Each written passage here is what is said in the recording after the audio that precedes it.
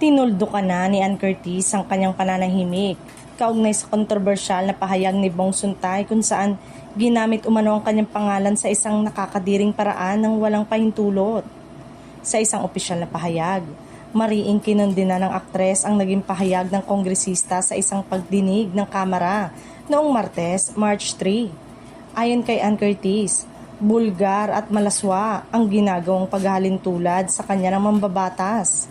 Nagsimula ang kontrobersya ng depensa ni Suntay ang impeachment case laban kay Sara Duterte sa isang House Committee hearing.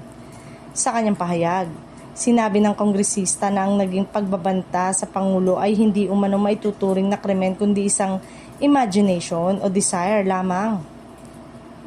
Bilang halimbawa, inihalintulad pa niya ito sa sarili niyang pagpapantasya kay Ann Curtis.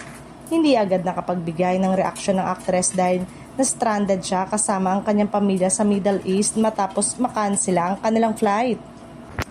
Ngunit nang makabalik na sa Pilipinas, agad niyang inilabas ang kanyang saloobin tungkol sa naging pahayag ng kongresista. Ayon kay Ann, labi siyang nagulat, nasaktan at nainsulto sa paraan ng pagkakabanggit sa kanya. Dagdag pa niya, hindi lamang ito personal na isyu kundi sumasalamin din sa mas malalim na problema sa lipunan. Ang patuloy na pambabastos sa mga kababaihan. Binigyang diin din ng aktres na ang misogyny o pambababa sa kababaihan ay hindi nagiging katanggap-tanggap kahit pa ito'y ibinabalot sa biro.